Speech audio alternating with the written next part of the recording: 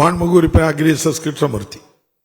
மாண்புமிகு பேரவைத் தலைவர்களே, ஏற்கனவே கேட்கப்பட்ட கேள்வியில் மாண்புமிகு அமைச்சர் அவர்கள் 2 கேள்விகளை விட்டுவிட்டார்கள்.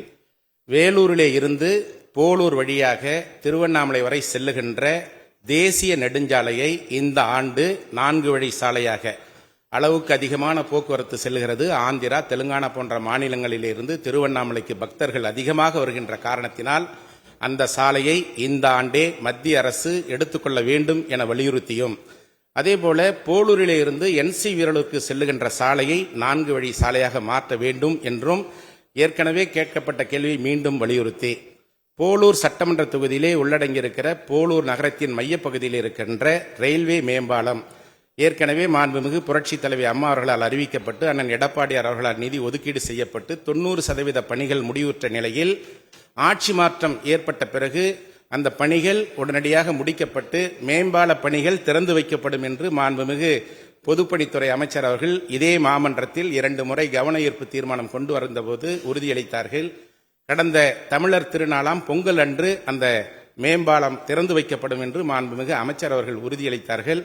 அவர் உறுதியளித்தபடி அந்த மேம்பாலம் மக்களுடைய பயன்பாட்டிற்கு உடனடியாக கொண்டு வரப்பட வேண்டும் என்றும் மாண்புமிகு அமைச்சர் அவர்கள் இதே அவையில் அறிவித்தபடி போலூர் நகரில் ஏற்பட்டிருக்கிற இட நெருக்கடியை கருத்தில் கொண்டு பைபாஸ் சாலையை இந்த ஆண்டே அமைத்து தருவதற்கு முன்வருவாரா என்பதையும் கேட்டு அமர்கிறேன்.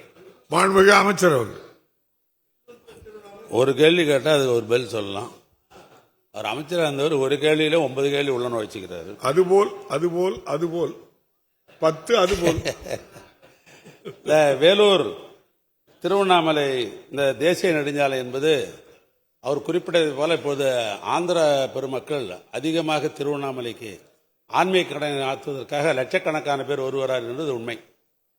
அந்த அடிப்படையில் தான் அது தேசிய நெடுஞ்சாலை ஒன்றிய அரசாங்கத்துடைய கட்டுப்பாட்டில் இருக்கிற காரணத்தினால் நானும் அந்த ஊர்காரன் என்கிற ஒரே அந்த அடிப்படையிலும் அதை விரிவுபடுத்த வேண்டும் என்ற எங்களுடைய அவை முன்னவரும் அந்த ஊரை சார்ந்தவர், அவரும் திருவண்ணாமலைக்கு அடிக்கடி வந்து போவார்.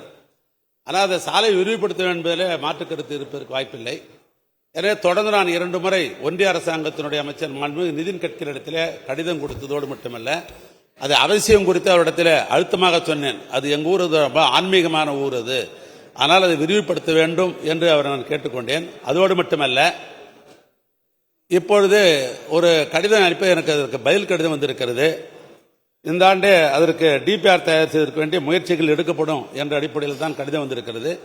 அடுத்த முறை டெல்லிக்கு போகும்போது மீண்டும் வலியுறுத்தி அது 4 வழி சாலையாக தான் சரியாக இருக்கும் என்று இந்த நேரத்தில் தெரிவித்துக் கொள்கிறேன். ஒன்று. அதுக்கு அடுத்தபடியாக இந்த ரயில்வே பாலத்தை பற்றி கேள்வி கேட்டார். அதுக்கு ஒன்றும் இல்லை, 90% முடிச்சுட்டாருன்னு அது ஒன்று தான் ஒரு தவறான செய்திங்க சொல்லிட்டார்.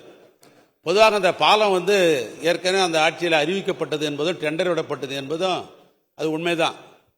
ஆனால் அவர் சொன்ன மாதிரி 90 பங்கெல்லாம் வேலை நடைபெறலை. இன்னும் சொல்ல போனால் அந்த பாலம் கட்டாத நின்றதுக்கு காரணமே நிலையெடுப்பு எடுக்கலை.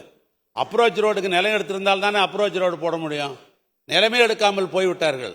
அதற்கு பின்னால் அதுக்கு வேண்டிய முயற்சி எடுத்து அங்கே நேரடியாக அழைத்து பேசி அந்த நிலத்தை கையகப்படுத்தி அதற்கு பின்னால் அந்த பணிகளை நாங்கள் தொடங்க ஆரம்பித்தோம். அவர் சொன்ன மாதிரி நானும் பொங்கல் தினத்திலே அதை திறந்து விட வேண்டும் என்று பல்வேறு முயற்சிகள் நான் எடுத்தேன். நெடுஞ்சாலையை பொறுத்தளவுக்கு மாநில நெடுஞ்சாலை பணிகள் எல்லாம் நிறைவு பெற்றுவிட்டது. ஆனால் இடையில இருக்கிற ரயில்வே டிராக்கில் பாலம் அமைக்கணும்னு சொன்னால் மாநில நெடுஞ்சாலை இருக்கிற நாம் மட்டும் முயற்சி செய்தால் போராது.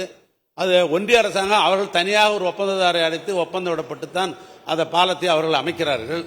அதனால் எங்களுடைய அது சம்பந்தப்பட்ட ப்ராஜெக்ட் இன்ஜினியரை ஒரு முறைக்கு 4 முறை அந்த ரயில்வே துறைக்கு நானே நேரடியாக தொடர்பு கொண்டு பேசினுடைய விளைவாகத்தான் இப்பொழுது பாலங்கள்லாம் போடப்பட்டிருக்கிறது. இன்னும் மேலே பிசி போட வேண்டியிருக்குது. அது போட்டு முடிஞ்சோடனே 15 நாளில் கியூர் ஆகிடும். அநேகமாக இந்த ஏப்ரல் மாதம் முடிவதற்குள் அந்த பாலம் கட்டாயம் திறக்கப்படும். அதற்கு அழைப்பு உங்களுக்கு அனுப்பப்படும்.